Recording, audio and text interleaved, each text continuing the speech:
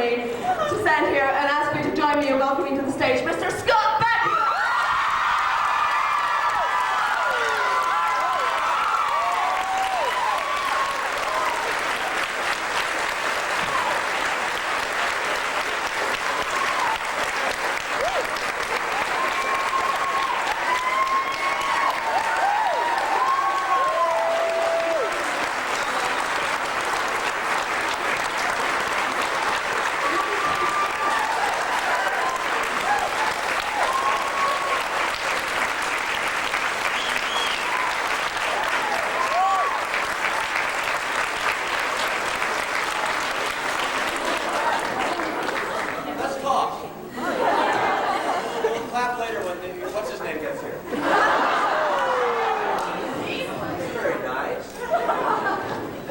Out in front of this scrim, I think. And, right, I was sitting on a little thing on the ledge there and kissing madly. Because somebody had to do it. I didn't write it. Okay. Hello, everyone. It's really great that you all are here. I hear the weekend's been going wonderfully. Yes? I'm sorry, I just found out that Don wasn't able to make it. He's shooting his new series. I guess you know all these things. You always know more than I do anyway. Someday I should come and sit and ask myself questions, and you all can get up and answer them for me. So it'll probably be easier. And Dean's on his way. You know, so hang in there. I know if we talk fast, we can all leave before he gets here.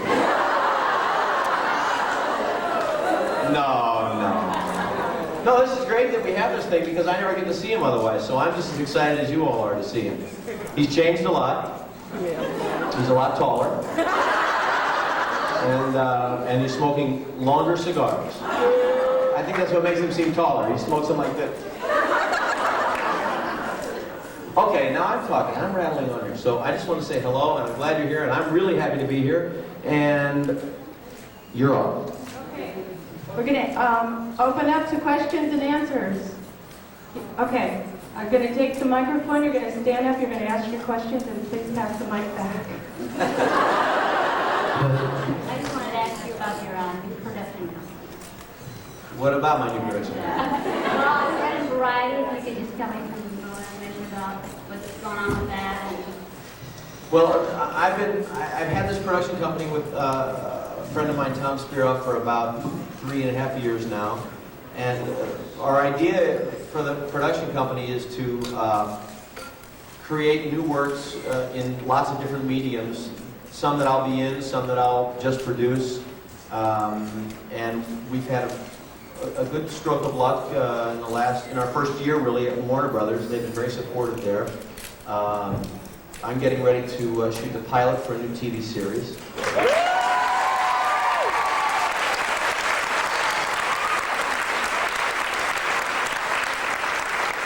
So we all have to start getting those letters ready for CBS. We've written them before, though, I'm pretty sure. So I'm really excited about it.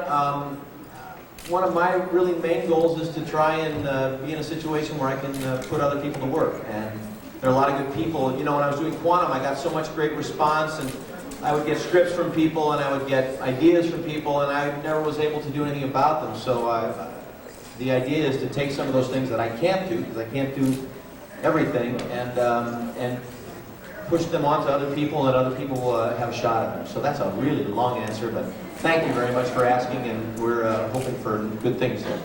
Thank you. Okay, Scott, you're right here. Hi, Scott.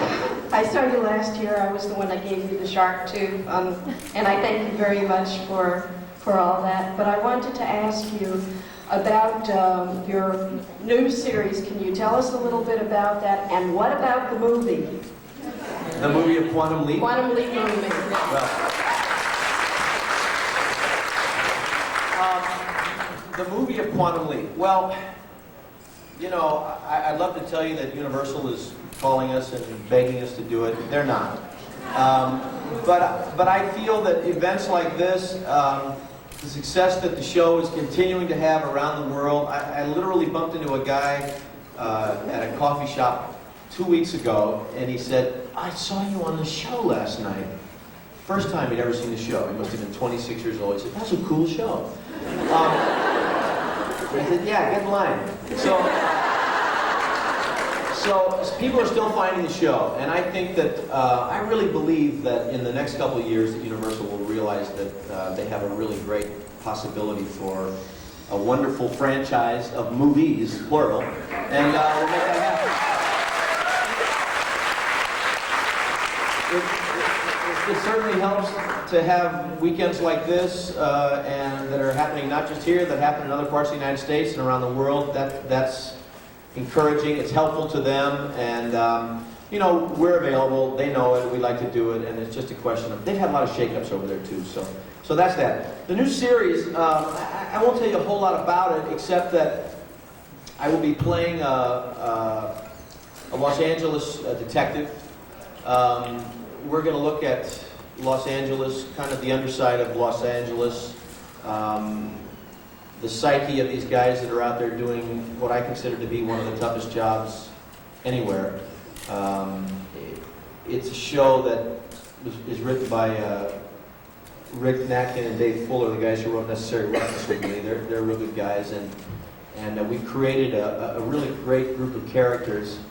And it's going to be tougher than Quantum Leap. It's going to be a little darker. The character that I will be playing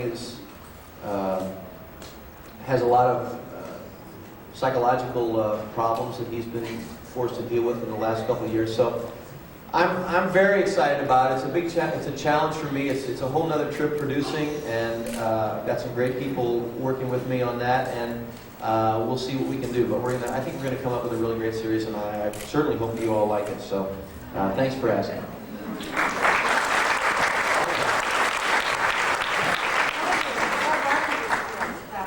Clive Barker? Yeah, Clive Barker, yeah. He's a writer, right? He's written a couple of books. Yeah, he's a good guy, isn't he? I asked him if he thought that this movie would launch you as a superstar, and it raised another question in my mind. Would you ever want to be a superstar? Well, I don't really know what that means. I mean... Well, I mean like Sylvester Stallone. I mean, you're a much better actor than they are.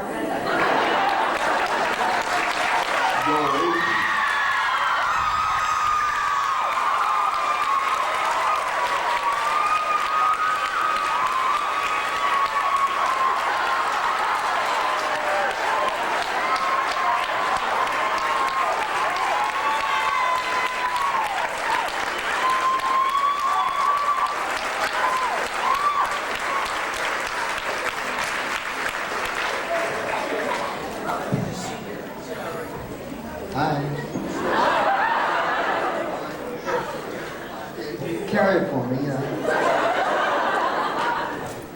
How y'all doing? Happy to be here. I apologize for being a little bit late. I just hit some traffic. And you've been putting up with this guy, huh? Is he being a nice guy? Good boy.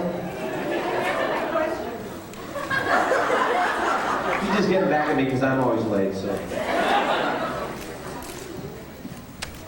So I answered all the questions for Dean, so anyway. I don't want to know what he said.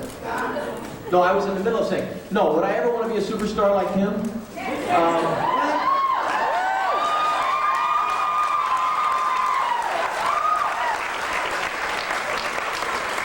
No, I don't think it's something you set out to do. Usually what happens is that the work that you're in or the fans make you that or whatever that is, and it's certainly not a goal of mine. I'm still trying to just do good work and keep learning, so that's... And, you know, every once in a while I get lucky to work with somebody good like him. How could you be keeping learning when I taught you everything?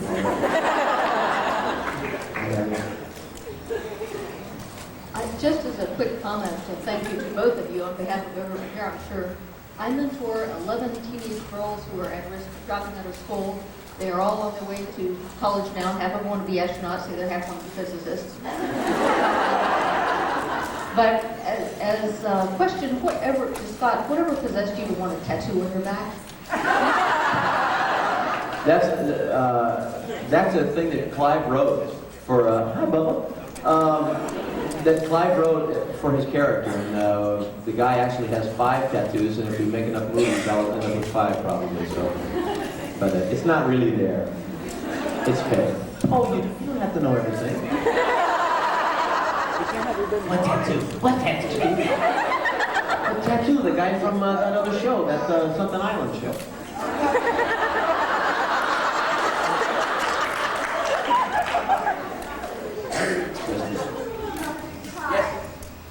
I really love the show, obviously, because I'm here, and I have a question about the final episode, and forgive me if it's been asked and answered. There's a scene where you come out of the bar, and there's 2 boys. Who are the 2 boys supposed to represent? Because you look like they mean something to you.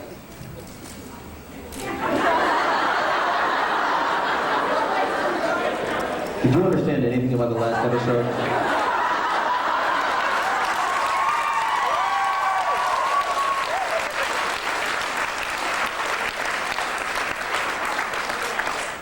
I didn't understand who the 2 boys were. I had no idea who the 2 But you boys- understood everything else? Everything else. But I was sworn to secrecy by Don Belisario. I can't talk unless I get a lifetime membership to Riviera Country Club. I think there was some significance about them, and I really can't remember at this point in time who they were. I know who they really were. That's who the kids were. But were you asking about did they have a special significance to Don?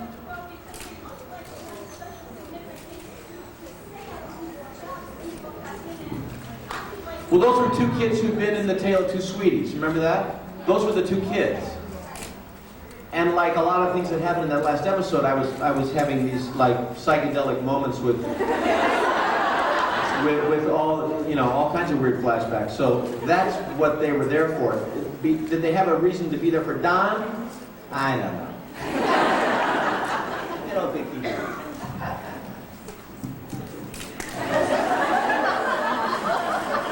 Hi guys, I want to thank you very much. I'm a really big fan of yours, and I want to ask you, Scott, first. I want to be an animal trainer. I am studying right now. How did it feel to work with the chimps and all the other animals that you work with? And Dean, what was your first reaction when you first saw Scott in the dress?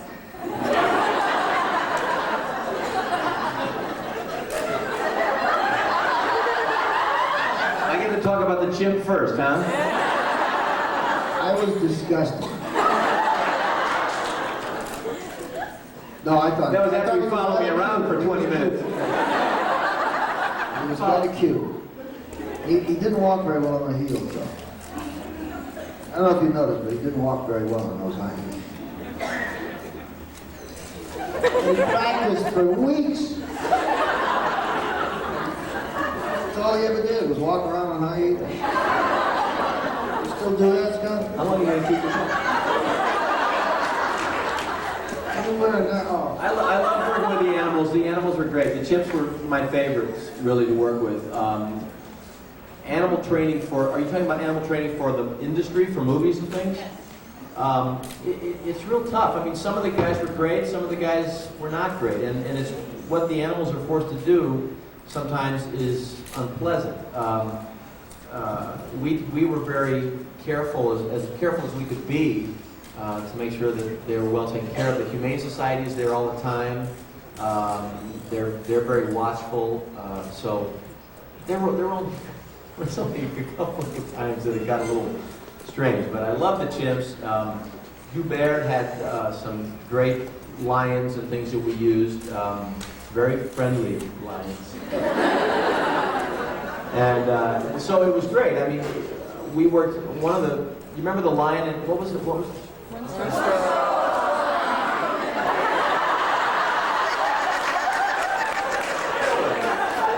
Who wrote the episode?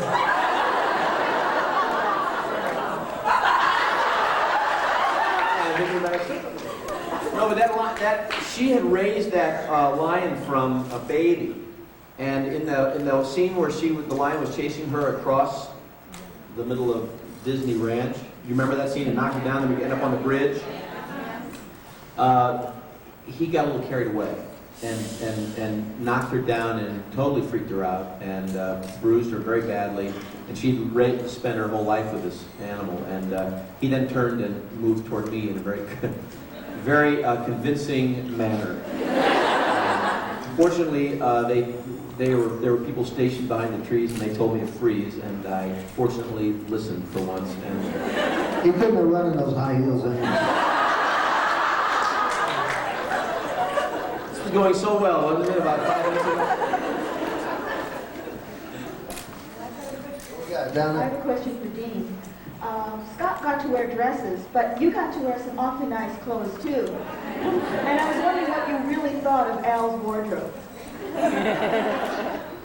Well, it was partly Don's idea, doing the clothes that way, and I thought Blame it on the guy who's not here. yeah, it was his fault. But I think it was a good idea. I think it lent a nice, colorful touch to the show. People asked me, did I take the wardrobe with me and wear it? But I have to say, I didn't. I don't wear it. There's a little hole in this collar right here. Yeah. Keep your hands on. Keep your hands. Don't bend the shirt. Hi. Presuming that there is a movie, I was wondering what you guys think it would be really important for, what issues it would be important for the movie to raise, and if there's anything you really wouldn't want to see in it. If there was a movie, Yeah. oh well, let's get the movie first. And Yeah. then we'll say we don't want this, we don't want that. I wouldn't do it. I like to avoid doing projects with a lot of violence, and I try anyway.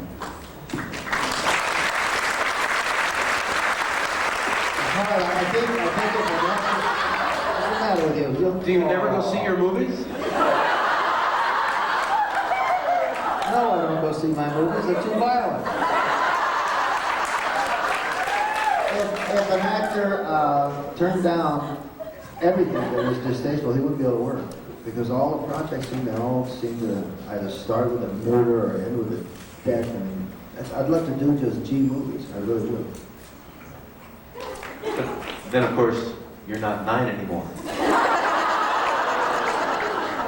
That's right. I'm a teenager. That's what's true about Dean. In his head, he's a teenager. Little kid.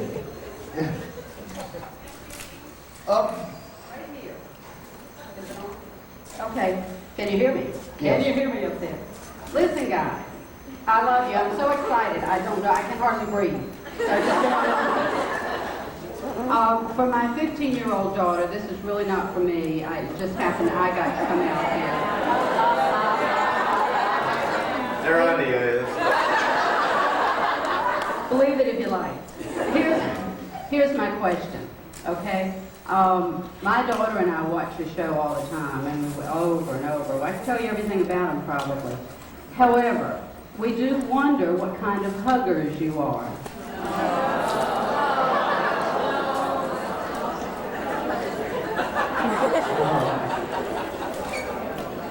What kind of muggers we are? He's the biggest mugger ever.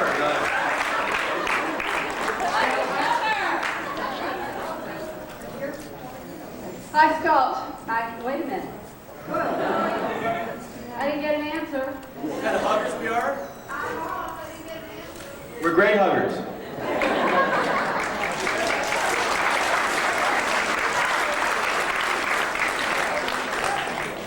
Hi Scott, I remember you saying that the downside of doing Quantum Leap was how little time it left you for your family, and you seem to be busier than ever now. I wondered if you are able to see much of them now. You know, I try and see as much as I can.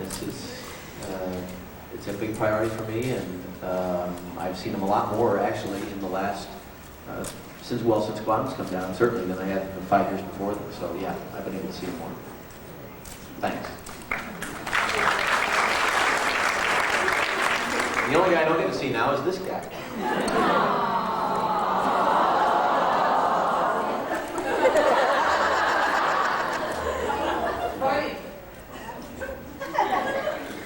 I just was wondering if you remember the Kirkwood honk. The Kirkwood honk? Yeah. Yes. What's the Kirkwood? Wait, the Kirkwood honk, then if I do the Kirkwood Kirkwood Hunt, then he's going to like the rest of the, you know, and Kirkwood Hunt, and the Kirkwood Hunt. I even remember the words to the Kirkwood Hunt. This is how silly we all are. You walk around driving a car going, and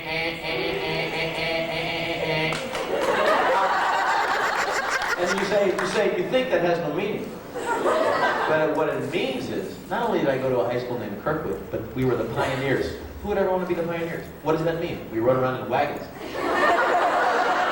Our team has no fears, follow the pioneers. That was the thing. People really rallied around that slogan. Anyway, moving on.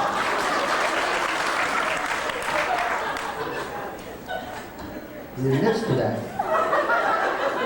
Obviously, like everybody else, I love everything you do, to watch everything you're in. I just have one question, though, about your wife. I understand you're very happy. I'm sorry, whose wife are you talking about? Your wife. My wife. How does she feel about your love scenes? I mean, like in Passion to Kill and things like that. How does she handle that? It's not her favorite thing. You know, I gotta be honest, it's not her favorite thing. It's awkward for everybody doing those things. For me and for people to watch it and to watch it in the movie theater with other people. Of course, I've done a lot of love scenes and then he's had one.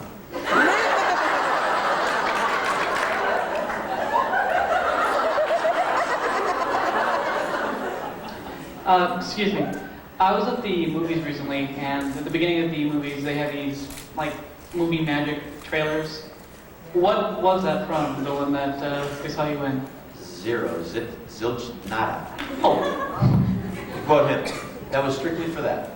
But it looked like it was from a movie, didn't it? A pretty cool movie, and you're all excited to see it? Fooled them, Jay! Yes. Hello? I have two questions. One, I was wondering if you were going to allow your children to see the newest movie. No.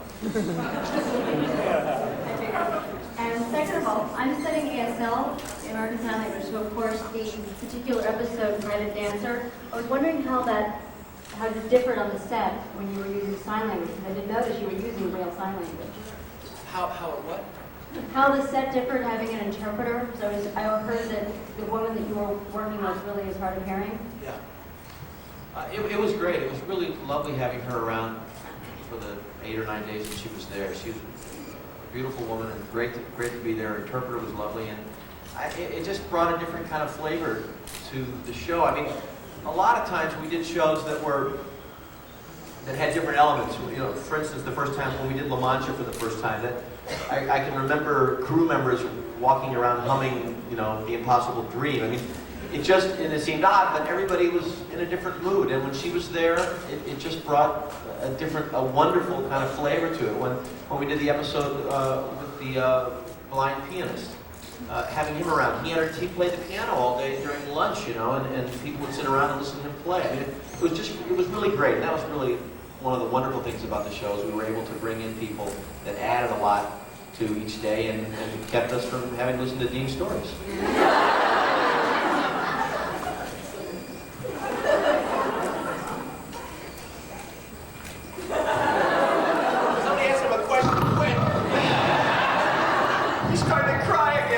I'm not crying, I'm falling asleep. Somebody turned this out. Jeez, yeah. Hello, we've come all the way from the United Kingdom. I'm very, very excited to be here. Where in the UK? I'm from Wales, and my friend Jenny is from Leicester. I was the one who asked about your Pasadena last year to do. Oh, And we would love both of you desperately because there's so many fans out there in England. Oh, that's Make the fabulous. plane trip. I'd like to ask Dean a question. I watched Stewie River recently on TV, and we saw you playing the piano. Can you really play the piano? I played a little of one of those pieces, yeah. And the others, they would come up off my hands when it started getting difficult, and I just played it. He plays the piano.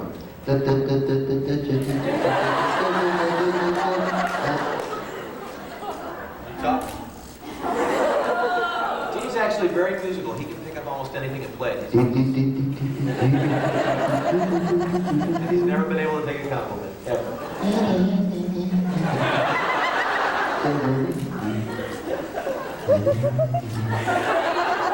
There's the lair. The lair, the stare, the look. The leader. Man. A little bit of good ghost face, yeah.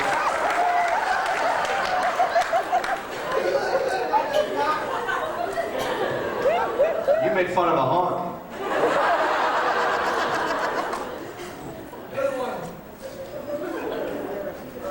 We have a question way in the back of the room. Can you see these orange cards? Oh, yeah. Okay. Dean, I have a couple questions. I was watching Captain Planet the other day, the cartoon, not to change the subject or anything, but I saw your name on the credits. And I was wondering, one, what character do you do the voice for? And two, is it because of the theme of the cartoon that made you want to do it?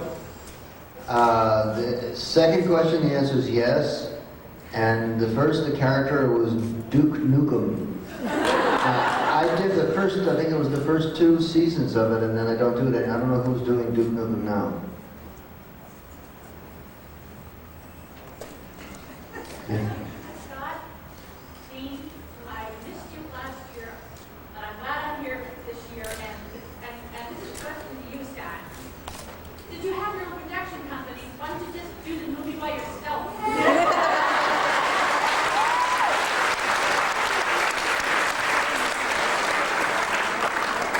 That's a lovely idea. The reality is that none of us, including Don, own Quantum Leap. Universal Studios does. So I don't know how long they own it. If they own it, do they own it forever? Perpetuity. Who keeps turning this off? Haven't you heard me? I've been speaking loudly, fine. So we can't do anything to it until.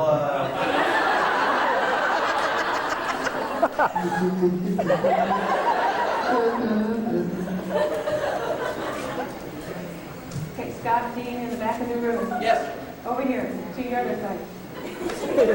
Hi, I'm big fans of both of you guys, and I'd just like to say that I really appreciate the fact that your show dealt with a lot of serious issues, along with a lot of the lighter issues, especially when you dress as a woman. I was wondering if either one of you guys learned anything special from any of the episodes, and if so, which. And I'd just like to say that I really appreciate the work that you guys put into all of your movies and TV shows, and keep up with it. Thank you. Thank you. Thank you. No.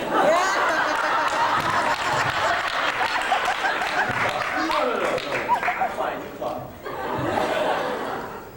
I learned that it just wouldn't pay off for me to try to walk in high heels.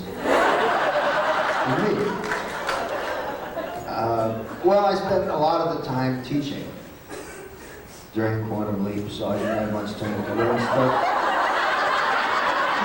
He was learning all the time. He was always on the next stage. That's for high ground. When we weren't working on this stage, he was on the next stage practicing how to put on his diaper, practicing swinging on the high trapeze like that, falling into the net. He would giggle, loved to do that. He was always practicing because it was something new for him to do every show, but for me it wasn't. It was the same thing, and I didn't have to practice with the little ziggy. I just had to keep it in mind. He practiced with them. We've done it perfectly. I know that happened. What happened? He practiced with the little Ziggy for hours. No, the best thing that I learned was I learned from this gentleman right here. Come over here, brother. This guy, this is what it's about. Right here. This is what life's about.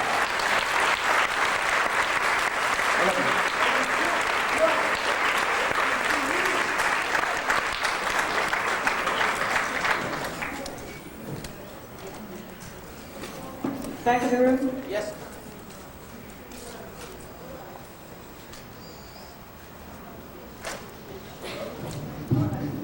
Okay, this is a question for Dean. I'm sorry. I know it was a long time ago and you probably can't remember, but I was wondering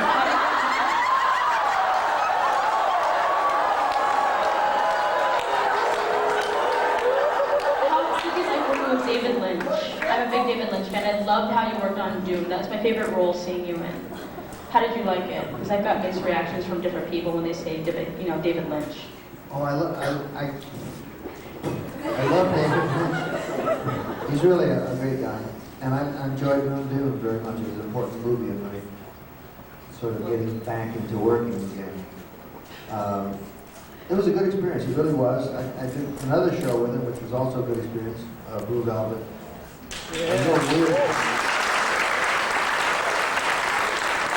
You never saw that one either. I'd like to do another project with him too.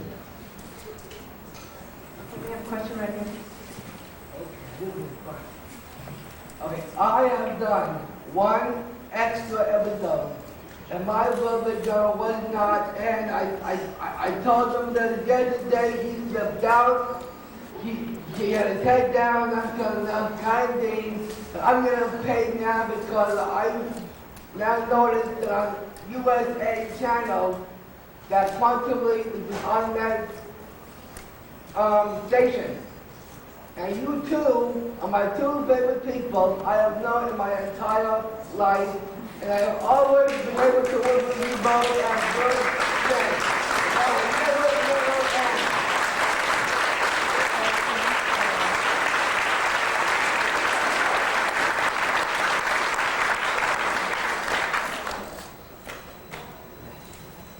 end. Question in the back of the room?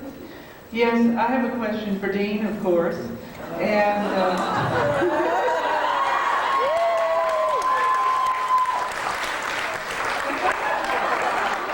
yes, I'm still the Dean first and the Quantum Leap fan second, like from last year. My question is, I found an old bunch of autographed photographs with the envelopes and the postmarks from the, I hate to say, 1940s. With one of you as a kid with an autograph. Did they make you autograph those things as a kid, or did someone else do them? I did a lot of them. I don't know if they had anybody else without me knowing or doing them, but I did a lot of them. I could tell if I looked at it, if I would find it. Thanks, I was just curious. My signature was very different then, of course. I noticed that, thanks. No, seriously, I think everyone's signature changes. Okay, to your right. This is for Scott. In the show of Christ Gloria, you were a female secretary. At the end, Sam wanted to get even with his boss. Okay, there was one scene where you were on the couch with this man. The fourth year, the questions get better. Practice that one. I want to know how many takes it took for him to put his hand up your dress. Because I was hysterical after I saw that. Or did you do that one take? We were all hysterical the whole time. Some were weeping, some were crying. John was he was a great sport about the whole thing. It was the first time, and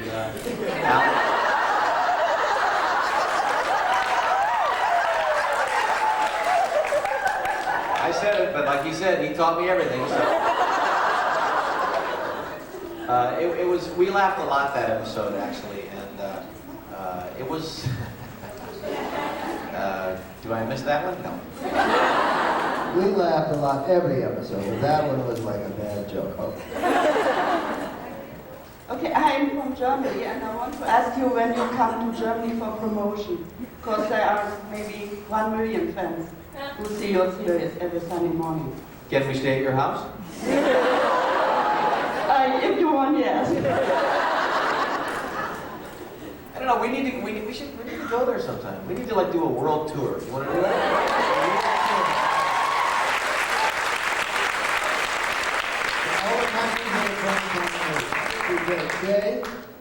We like the Rolling Stones. Do a world tour. Thanks for watching, though, Germany. Would you shut up? I don't know if I would bring you in, though. He's misbehaving terribly tonight, especially. He's sick of it, yes. I'm moving here. Straight here. You know, the trouble is, there's 3 orange signs, and they're all up.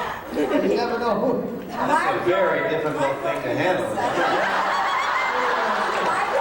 Imagine that, 3 orange signs all around the room. I just don't know what to do.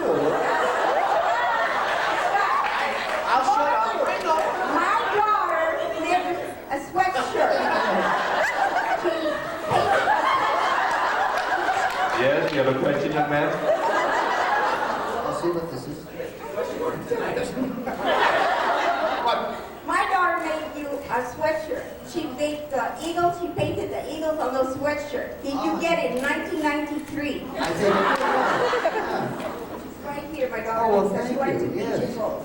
very beautiful. 1993, that was 2 years ago. Remember that you were running around, the show was over. And then, you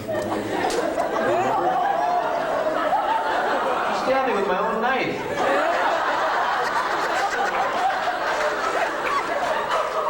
Oh, they're free again. They're free again.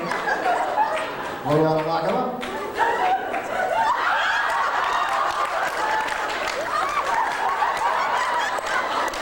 Is that me? What movie is this from? Class dismissed.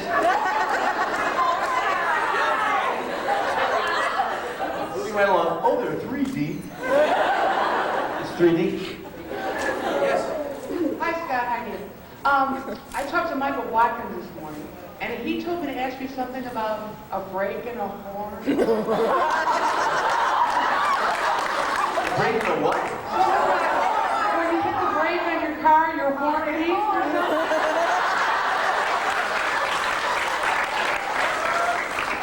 I had to say, I thought you said a brake and a whore.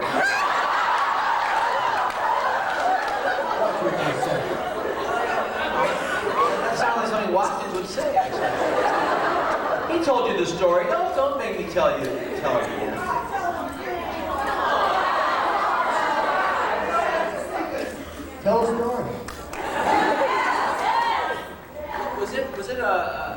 It wasn't any special occasion, was it? It was just life. Just we finished polluting the valley of Lancaster, and we were leaving at the end of the day, and I got in my car, and as soon as I turned on the car, the horn started going off. And it kept going off. It continued to go off.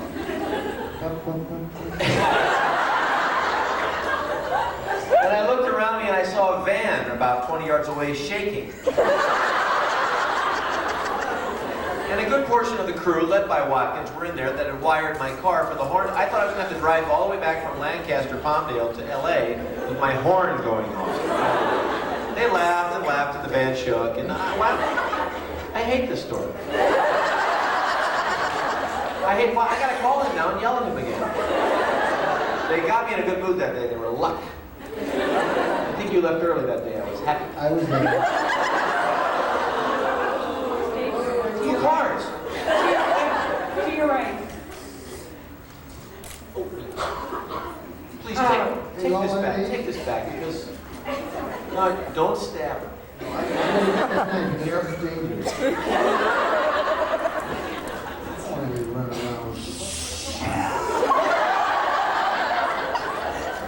I just have a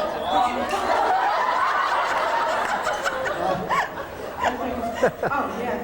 I'm Libby Schmidt from Paola, Kansas, which is about 30 miles south of Kansas City. And Janie and I, who is also right here beside me, when we were out shopping for shoes one day to wear here, she said, "Libby, you gotta come and look at these." Sam and Libby. My name's Libby, and they're called Sam and Libby shoes. Did you buy anything there? She made me buy them.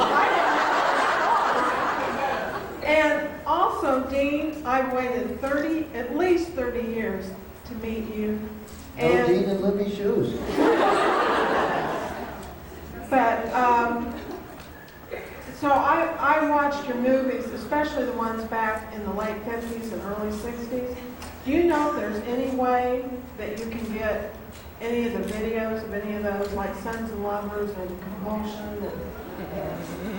I don't know, you just have to ask if they're available on video. I don't know if they are. I think they have. If you look around the room here, people have them. People, and they didn't know, so. No, but You want to make a copy of one of them? Sure. Just ask around if anybody has a copy of the movie?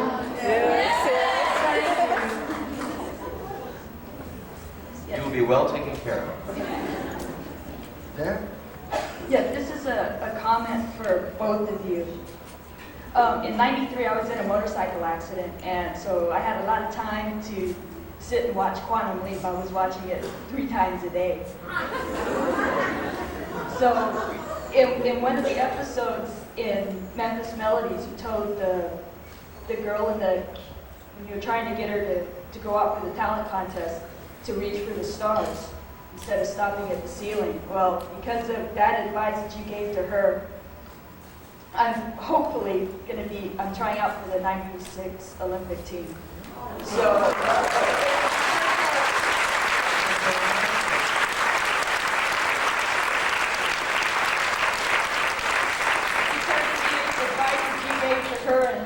and at that point I was feeling pretty down, being laid up in a motorcycle accident. It kind of cut my career short for a while, but now I'm trying that much harder, and hopefully by your advice that I'll make it.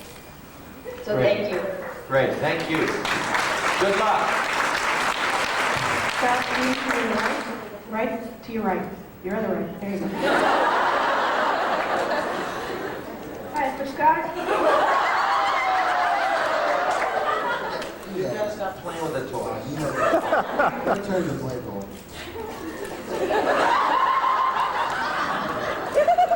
Behind my back. I want to get to your talent. How did you ever come?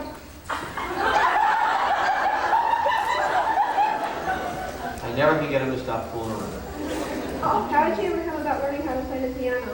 Was it natural talent, or did you have to basically work your butt off? It wasn't natural talent.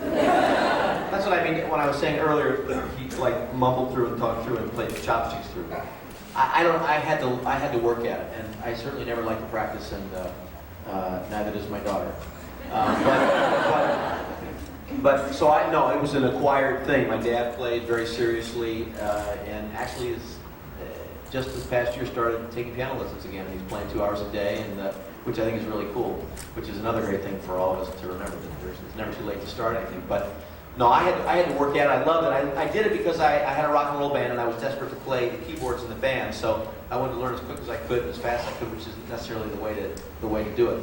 But guys like this, can just kind of pick stuff up and just do it, and that's a natural talent.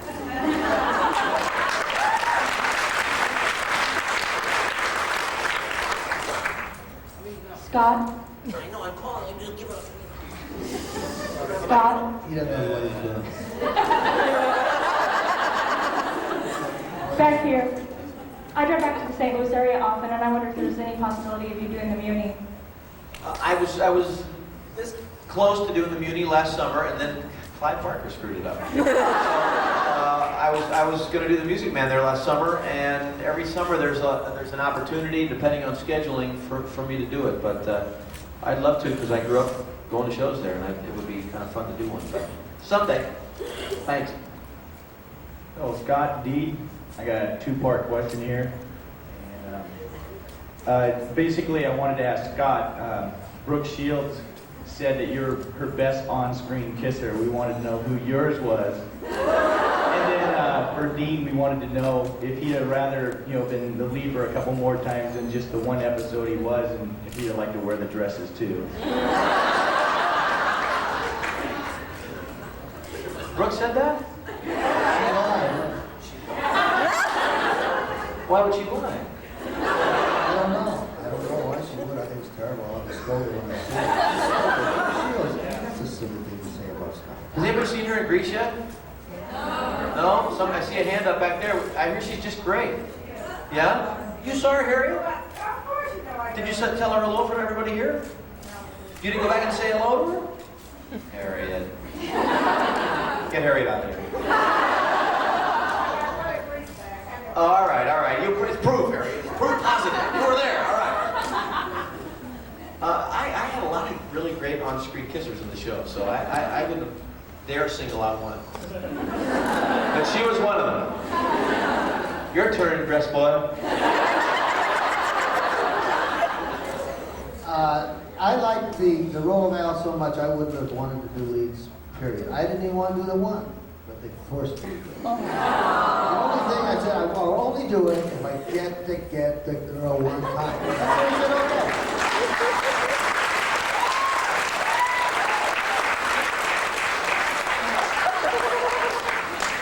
In a car, just like in the 50s. Just like in the 50s. It was great. In the back seat and drive him.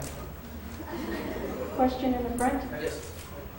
This question's for Dean. I've been working on a list of all of your movies, both theatrical releases and television movies and specials and such. I've come up with about 140 titles. Do you have a list, or is there a composite list anywhere on Earth?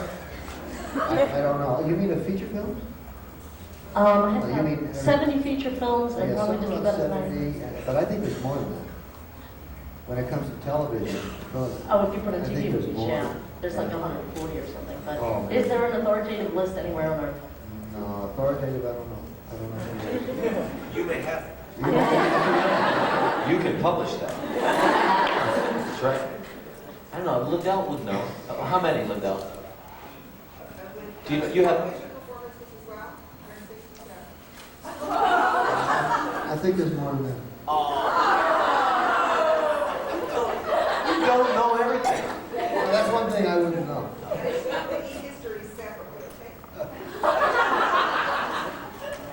Thank you.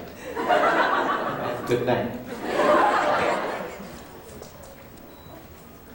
Scott, Dean, right, and straight ahead of you. Yes.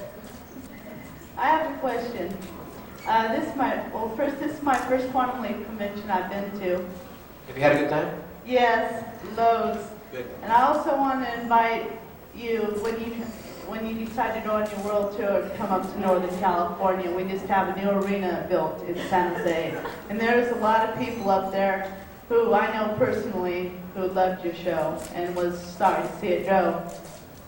My question is to Dean. When the show first started, the pilot episode, the car, how did that all come about, that fancy car you were driving? That just came out of Mr. Belisario's head. He preferred to have, instead of just a Chevy or something, something that would catch people's eye. That's the same way with the wardrobe of the character. He has an instinct for pizzazz, so that's why he chose the color. I like the car. No, you like the girl. Don't tell him you like the car. I like the girl in the car. Again. Next question, Joe.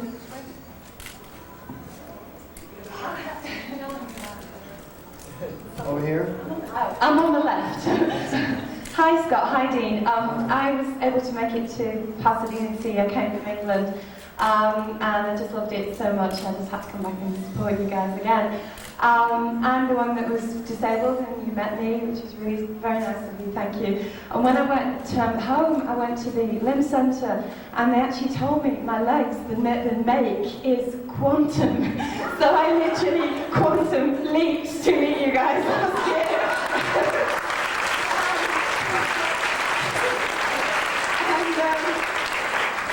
We are actually having a convention, a big convention in Sheffield, and I know that they were planning to do it at the same time as this one, so they postponed it. I think it's going to be in April, and I was just wondering if you two were considering going to see over in England, because we've got a lot of fans over there that would love to see you. Is that the one that's in 96? No, it was planned for this year, and they're planning on doing it, I think, April. So, we'd love to see you. There was one I heard of in 96 in April that I've been invited to, said that I might be able to go. Postpone it for another couple of years, then, okay? That'd be great. Thank you. Okay, Scott, to your right again.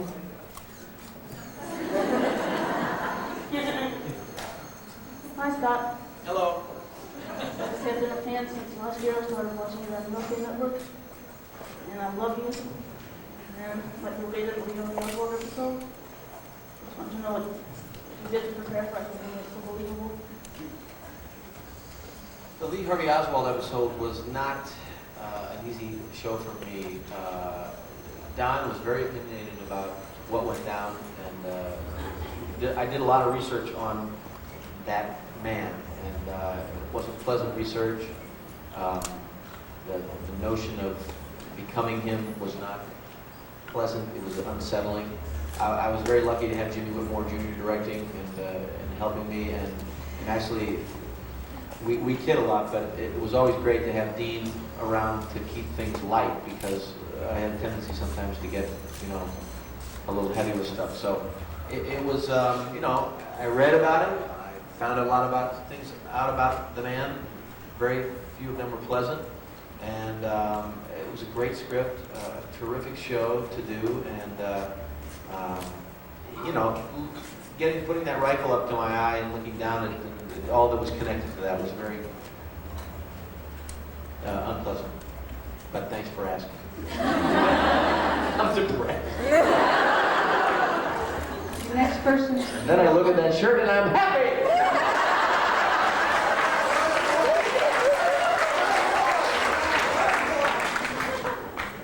Hi, Scott. Hello. Hello. Early on in your career, was there any particular artist or actor, excluding Dean, who you admired so much that you would have just given your eye teeth to work with them? And if so, who was it, and do you still feel that way? Actually, one of the people that I admired, my connection really was with the theater first, because that's what I did. So some of the early musicals, which again was my bent anyway, that I really enjoyed. I love Mame, I love Angela Lansbury, and I got to work with her, and got to meet her, and that was a real treat. And I love cabaret, and I've met Liza Minnelli, and I know Joel Grey, and so those are a couple of the people that the musical theater was really what I was kind of raised on. So I then went from there to here. So that's where I was, the New York world. Thanks. Okay, we're at the back of the room to your right again. I just wanted to thank you guys. You kept me happy for 5 years and something to look forward to, and I wish you congratulations and good luck on all future ventures. Thanks. Thank you.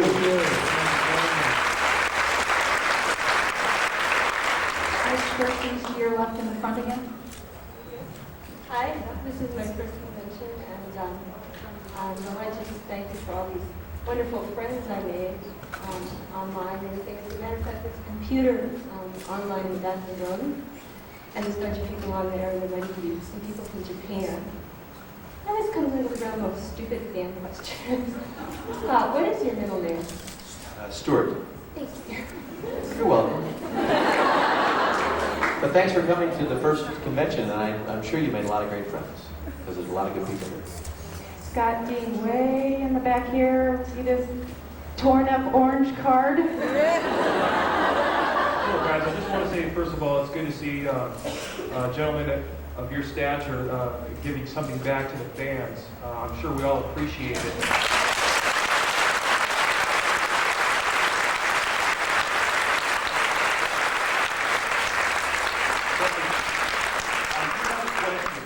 Throughout the whole series, Sam's brother dies apparently, and then in the one episode he saves his brother, and then like there's never any mention after that he was alive.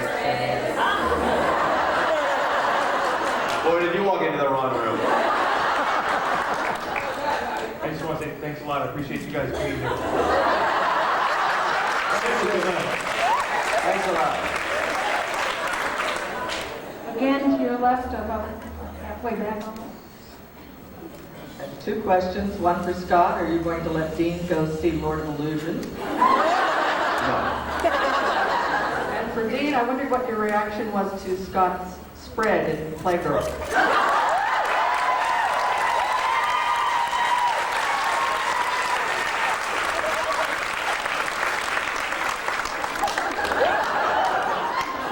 This is the first I've heard of it. I'm shocked. Did you say Playgirl or Playboy?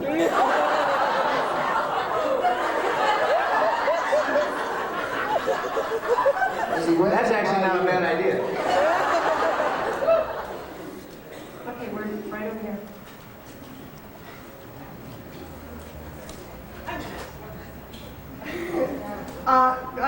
Hi guys. I've been to every convention and I've had a great time at every single one. I love you both. Scott, I want to know something. At the first convention, Tommy Thompson said you came out in the bathing suit and the high heels, and you said, I don't know when, I don't know where, but I'm going to get you for this. Have you ever gotten him for that? No. I was going to get Dean too for a pies in the face. I never got him either. Wait a minute.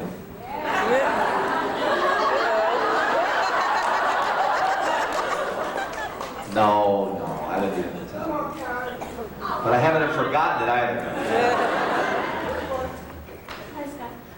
I know that one of the reasons that we all love Quantum Leap so much is because it encourages us to follow our dreams and to go with our passions and do good as much as we can.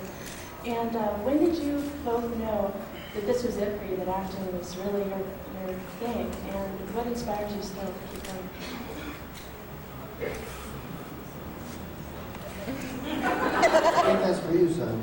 For both of us. Oh, well, it's for you Both to of start. us. You want me to answer for you and you answer for me? Okay. No, I acted all my life, so I never thought, because I grew up in St. Louis, it wasn't exactly a place where the theater and the possibility, there wasn't like somebody on my block who was a movie star or a theatrical star or anything, so it wasn't really a reality for me. It was only that as I was doing miserably in college that I realized that maybe I should try and do something that I knew that I really enjoyed and see if I could make a living at it. So when I made that commitment to pursue that and not stop until I found out if I could do it or not, or if I would have, have a chance of even doing it, that's when it really started for me. And why do I continue?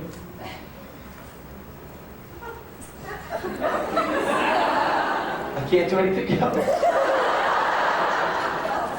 No, I continue because I really love it. I love entertaining. I love bringing a lot of different things to people, emotions, and I like telling stories, and I like having people that understand what I'm doing, which is not the critics and not the people that hire you in this town necessarily, but the people that watch us. So that's why I keep doing it.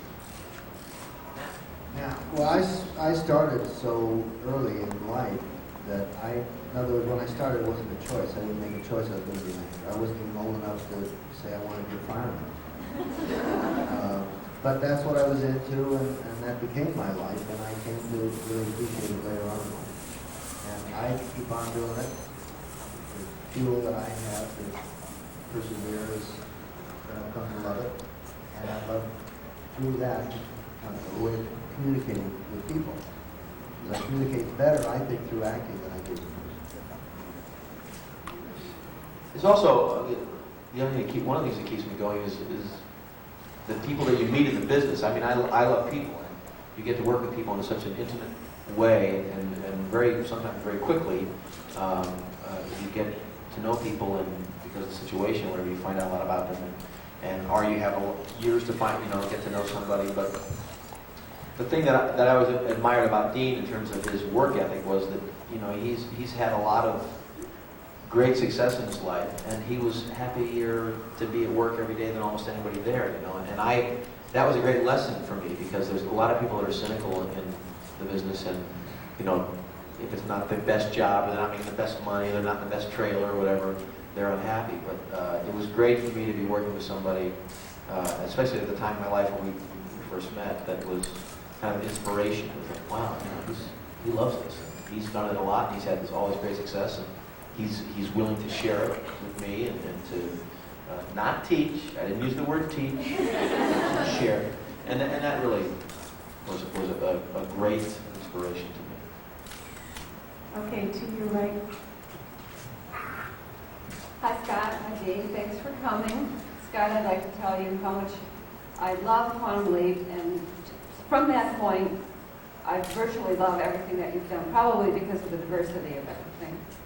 I especially love your singing, especially on stage with an orchestra, and I'd love to see you do Bakula in nightclub content show. But my question is, I'm really looking forward to Cat Stone Dance, and I want to know if you're going to sing in your real voice or Danny the Cat voice.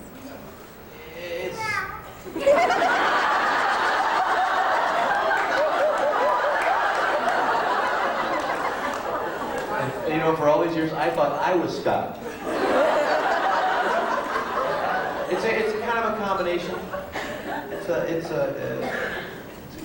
It's partly me and partly it's a playful, more of a playful younger me. I like how that sounds. No.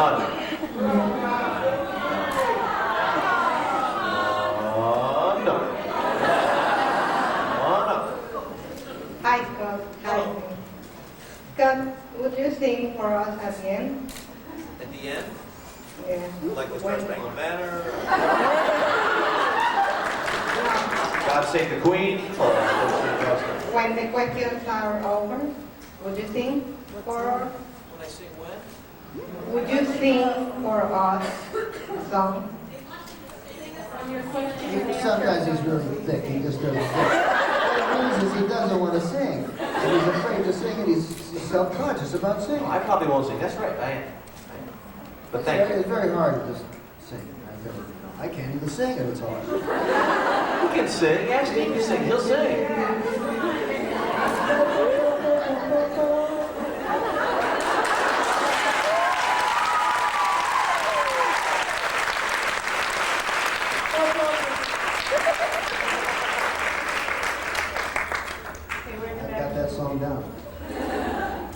Okay, I actually have a question. I'm here online live on America Online.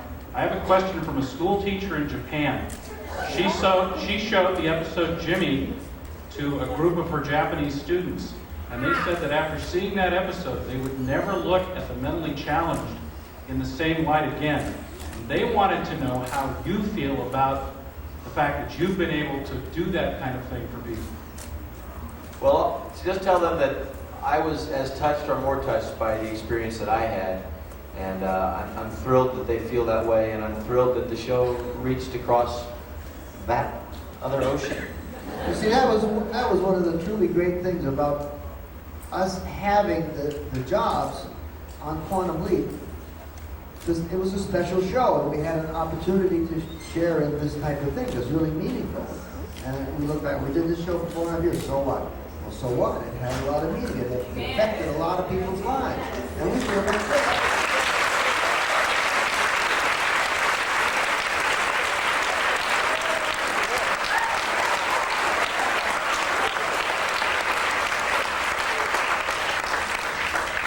Okay, we're in the back room. Hi, Scott. Hi, Dean. I'm from a local, Philadelphia. This is my first convention also. And first... Wasn't the first convention, wasn't there a pregnant woman from Philadelphia here? Okay, sorry. Dean, a message to you from my mom. She says she remembers you when you were working with Mary Astor. Before and around the time you had green hair. And she says you're still as attractive.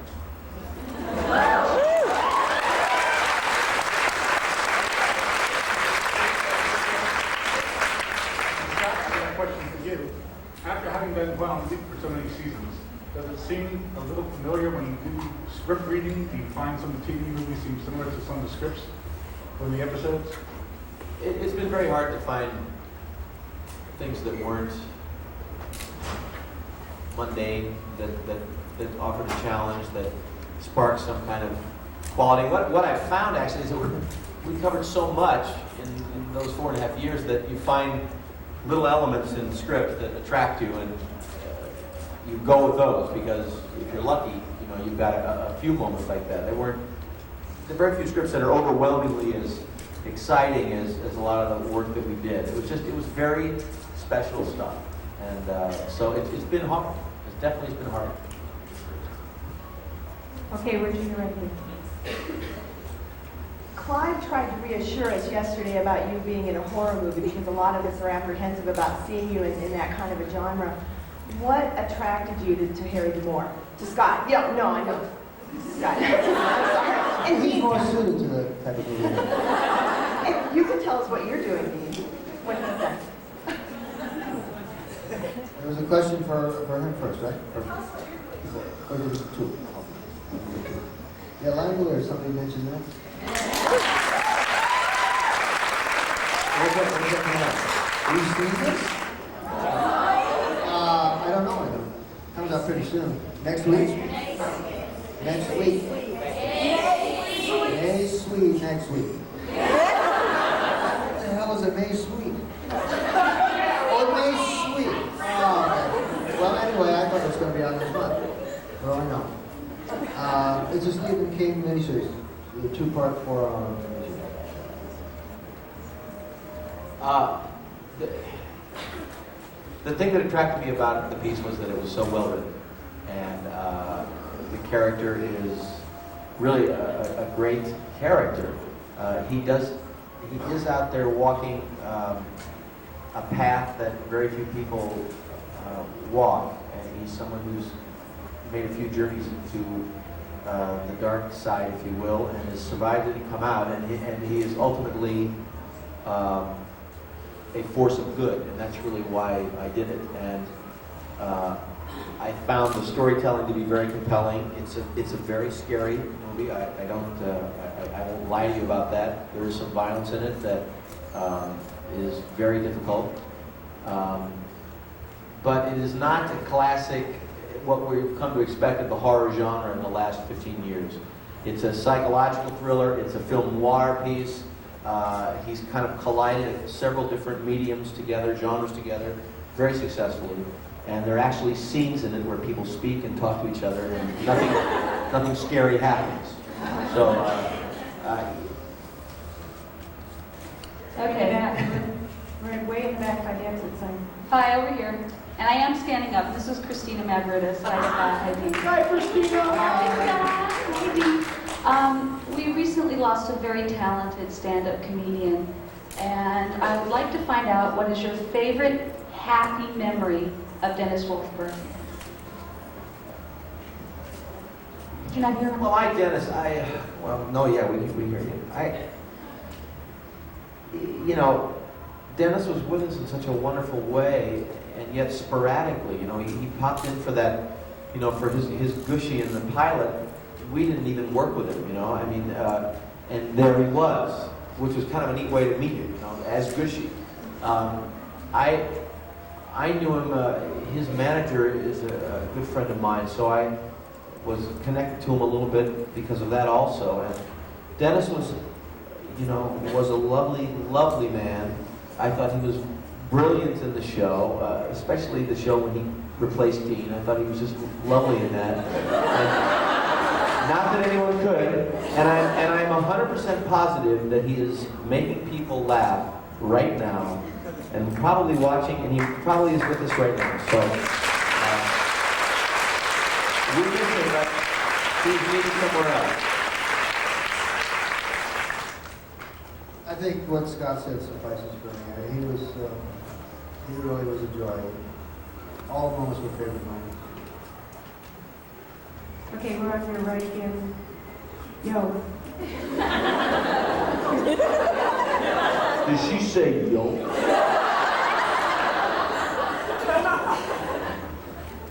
Scott, I enjoyed your work on Men, Movies, and Carol, and I really enjoyed your finale. Me too. I just wanted to know what was your favorite part of that special. Carol Burnett. She is just an unbelievable woman, and she has great energy. It's all positive, and it was just a dream come true. She called me on the phone. Said, "You want to come do this show with me?" And she called me at my house. I was like, "Well, sure, Carol, I'll be there." The next day, there were like 24 tulips, that she sent. It was Easter time last year. Happy Easter, love Carol, can't wait to meet you. And we were off. I'd go anywhere, do anything for her. She deserves all the wonderful things that have happened to her in her life, and doesn't deserve some of the other things that happened to her, but she's sailed right through it all. Another great lesson for us all. Next question is about halfway back on your left. I have a request for you, Scott. Yo. Ever since I've come to the convention, I've always wanted to hear this one thing from you. Could you say, "Oh boy"?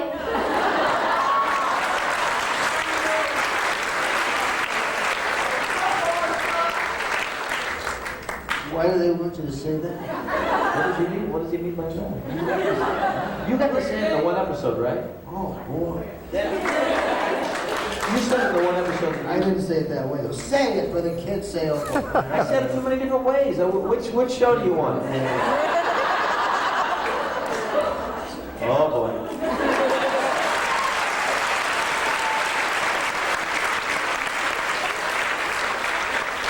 You'll notice that we pay real close attention that appears every once in a while in some of the work post-quantum. You don't watch anything. Don't worry. You don't miss anything. Okay, we're a little to your left.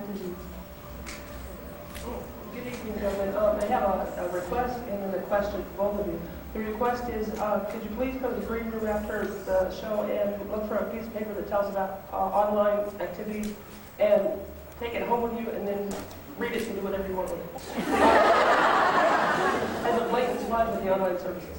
And the question is, all morning long we've been hearing about stunts and pranks pulled by the crew on you guys and on each other. What's your favorite prank that you might have pulled on them, or your favorite prank that they pulled on you?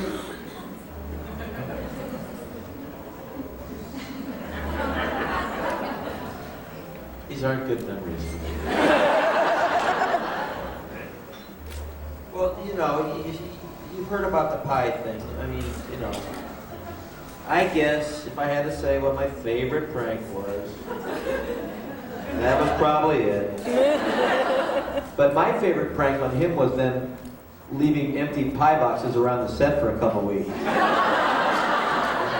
And he'd walk in, it'd like be walking by a shelf and there'd be a pie box. And it was empty. And then he'd be walking around, looking around.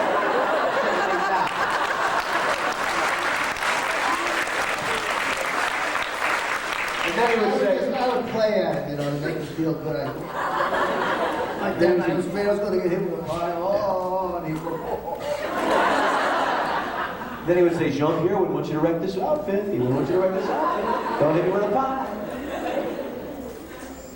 I had one pulled on me by, it was by everybody with the inspiration of one guy that was my motorhome driver. Danny Ruthie, a really sweet guy. And it was coming around my birthday, and at that time, since he was there all the time, we had a lot of time to spend alone in the motorhome, so everyone sort of waited for him to find out what I might want for birthday or something, information like that. And I kept saying to him, anyway, just give me golf balls. So on my birthday, they came and got me, and they brought me across the street onto a soundstage, and there they had my car, my leased Cadillac, inside a filled to the dashboard. It was all functional. It was amazing sight. The photographs. And he had built a cardboard false bottom that fit inside the car, on the front and the back, and went out, got these golf balls all by himself, and other people loved them. There was thousands of them. I thought you were going to say something about nuns. No, I was. You weren't going to say anything about the nuns? I would love for that to be my favorite joke on the week, but it wasn't. The golf balls were. I thought you might say something.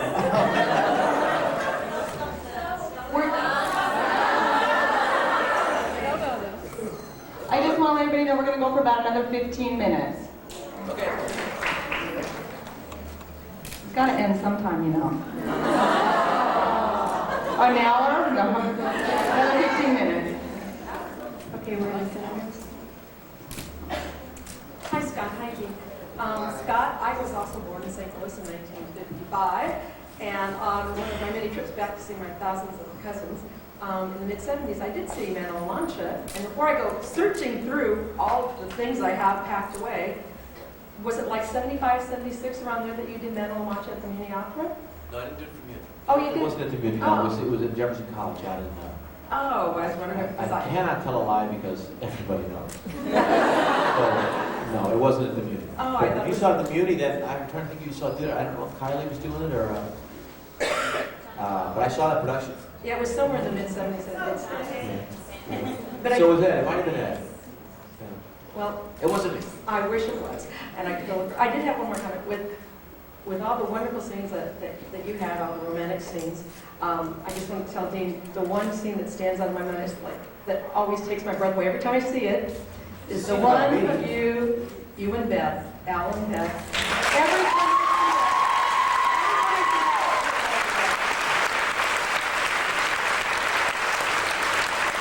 You did great, Lauren. Next one. We have a question here.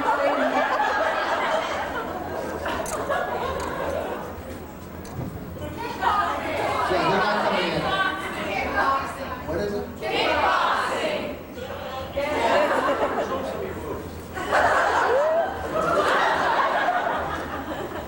About halfway in the back to your left. Hi, this is a question for Scott. You've got your own production company. Now, we've seen you direct 2 episodes of Quantum Leap, Roberto and Quantum Land. We wanted to know, 4? I'm sorry. Anyway, I wanted to know if you were going to be behind the camera more, and if you were going to start doing more directing, or if you were going to spend most of your time in front of the camera. I really like being in front of the camera. It's a car. No, I like acting a lot. It was great. It was a great experience for me to direct on Quantum. If the opportunity arises and it's something that I feel that I have a better handle on than someone else, but basically, if I had my choice, I would rather be acting with a great director directing me, and that's really what it's about for me. Thank you, Dan. Pardon? Oh, I have so much.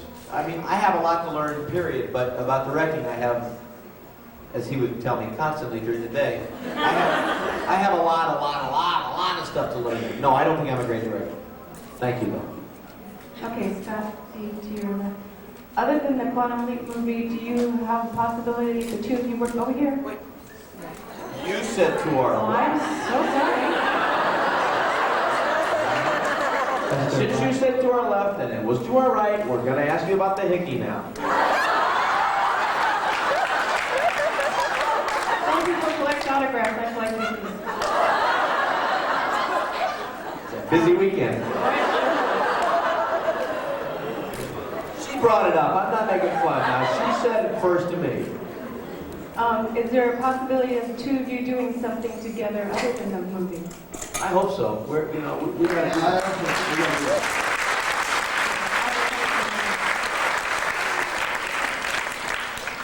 Scott, we're wondering when we're going to see more of you on Murphy Brown.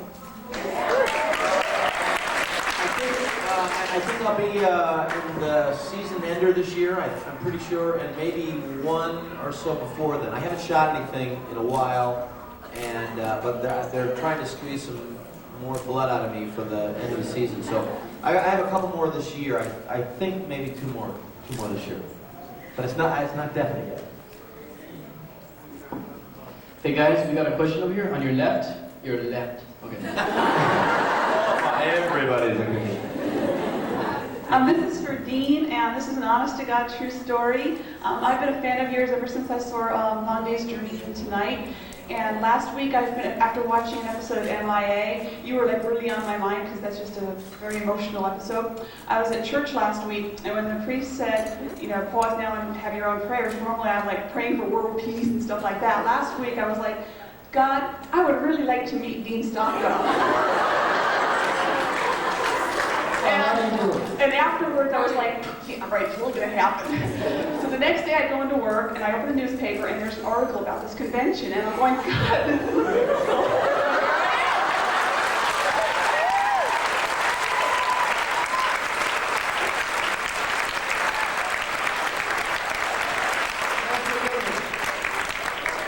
So I was just wondering, since my miracle came true, could I shake your hand sometime before the day's out? After we're done. Okay. Okay, we are dead center in the back. Good evening. Hello, Mr. Stockwell, Mr. Bakula.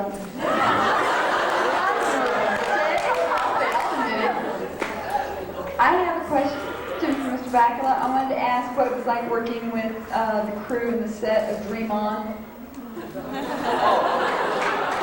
That was really great. I had done a half hour, well, that's not even a half hour. I laughed for 7 days straight. Brian is a very, very funny guy. I knew Jamie from a long time. Just your knife in my foot.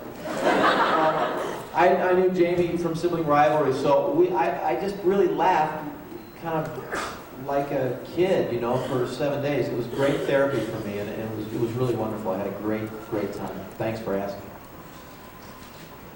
Back here, on the left by the exit. Oh, we gotta worry now. Scared to death. If you have a hickey and you're worried about directions, don't ask. This is for you, Scott. Your production company helped at the cover of Life in New York City. Are you doing any other plays? And then we have one in. Not currently. We're trying to, we'd like that play to be made into a movie. We're trying to work on that right now, but no, not at the moment. Okay, I guess this is to whoever can answer it. Yeah, everybody on online or anywhere basically that knows Quantum Leap doesn't know if there's one T or two T's in Beckett, because at the end of the last episode it said Sam Beckett with one T never returned home, but on your driver's license I think it said two T's, and in all the books it has two T's. Whatever, just is it one or two? Two. Thank you. That's a really good catch. No wonder Don didn't show up today. We are to your right and rear towards the center.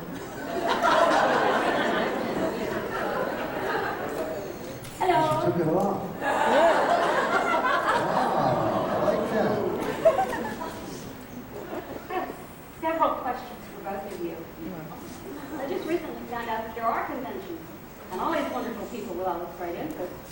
And I'm wondering, since it's obvious that everybody here has such a strong interest in Sam Beckett and Al Calavici and others, there's a lot of writing going on. I wonder if either of you or both of you have had any opportunity to read any of the novels or any of the fanzines and see what the fans think that Sam and Al are doing or should be doing since the show ended.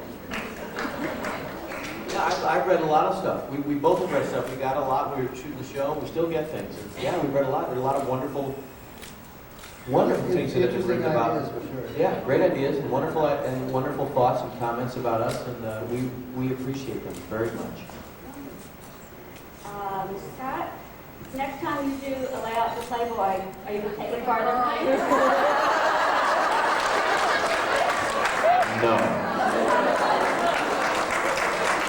So we only have time for 3 more quick questions. Over here in the left. I guess this is a question for both Mr. Stockwell and Mr. Bakula. I was at the auction today. What's your reaction to a towel being sold for $3,500?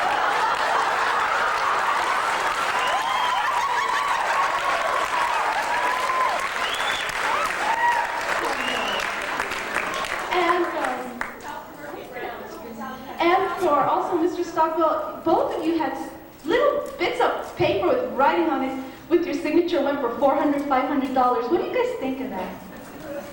I just don't know. What do you think? I'm amazed. A towel? A towel? Man, that's great. It's great.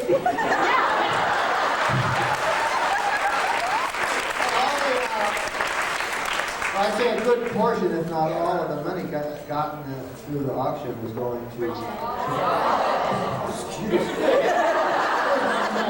Well, I guess that's how you rate these superstars now. So I think it's great, you know, that they're getting good prices on it. What else went for what? What's a bar of soap go for?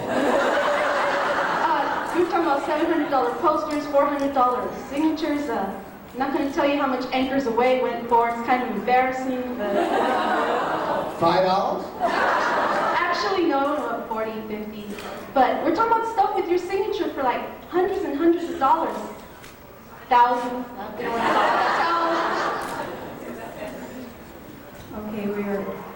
I'm not even going to say where I am. to know, I saw Finding Man on La Mancha video, and I wanted to know if you were going to do a movie or if you were going to do production, because I really do like you in that role. If I were going to do a movie of La Mancha? Oh, wow. No, I just like to do it on stage again. I think that's where that piece really works beautifully. And so I hope to do that. I really would like to do it. It's one of my favorite movies.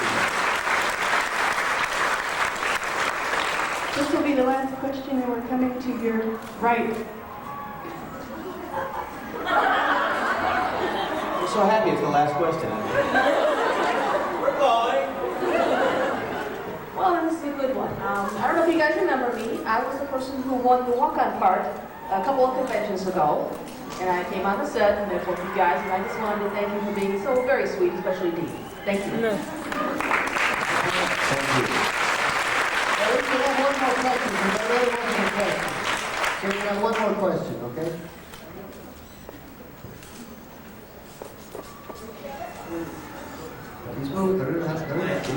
Don't hurt your neck.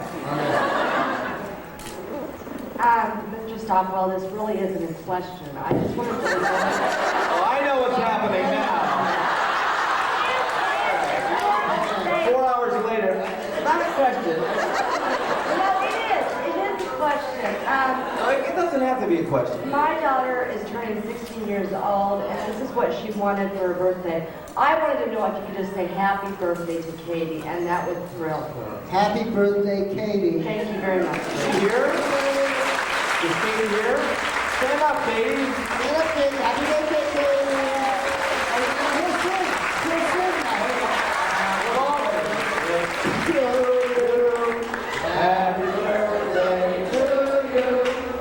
Happy birthday, dear Katie. Happy birthday to you.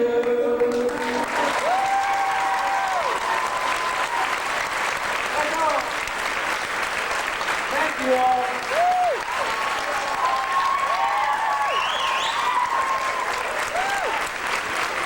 Thanks for coming again.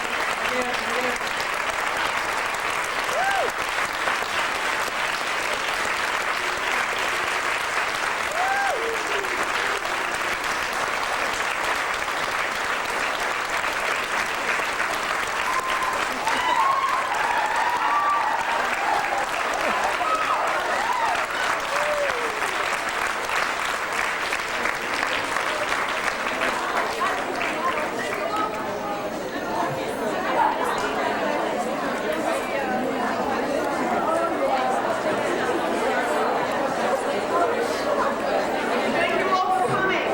If we don't have your address and you want to come again next year, make sure that you send it in to us to the P.O. Box and we'll put you on the mailing list. And for now, we're glad you had a great time because we did too, and we'll see you all again for LeapCon 96.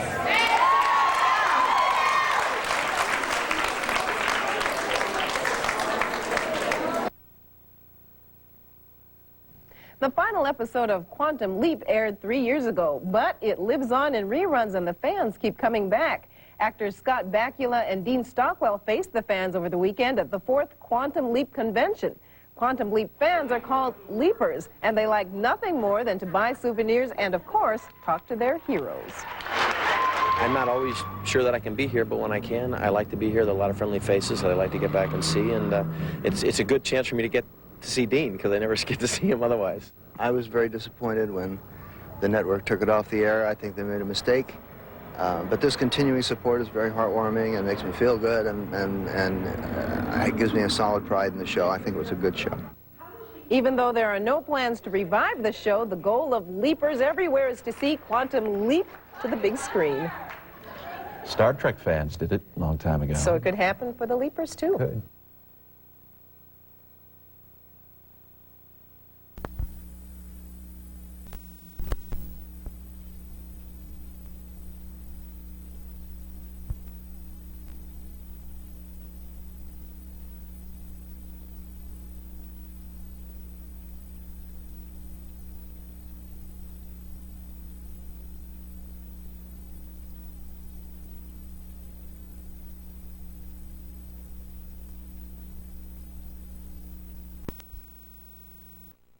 you don't need the money, you can always stay with the other guys.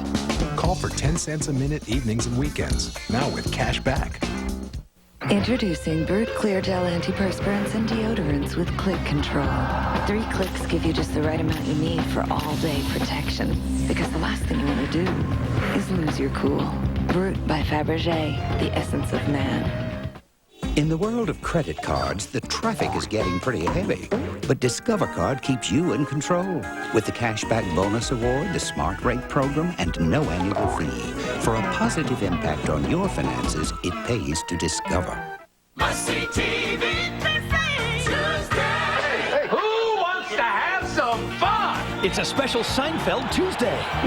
Seinfeld at 8, 7 Central, followed by News Radio, Frasier, and the Wings wedding you gotta see. I'm stuck. Must-see TV Tuesday. And next week, catch their honeymoon on the season premiere of NBC Tuesday. You see, this mouth is working up a hunger. Why not build your own $1.99 meal at Long John Silver's? Hey, fine, I'm a do-it-yourselfer. So start building with our amazingly crunchy batter-dipped fish, tender chicken, or golden shrimp. That'll work. Then add 2 more favorites like a baked potato or buttery corn. Choose from 11 amazing tastes. Hey, you want a great $1.99 meal? Build your own and amaze your mouth at Long John Silver's. And remember, clean your tools. Buick announces final incentives on cars already saving you a fortune with value pricing. Through October 4th, get financing as low as 1.9% on the luxurious Park Avenue, 1.9% on LeSabre. And for the best new car value in the business, choose 1.9 or lease the hot California Regal for $299 a month for 30 months. Hurry into your quality Buick dealer with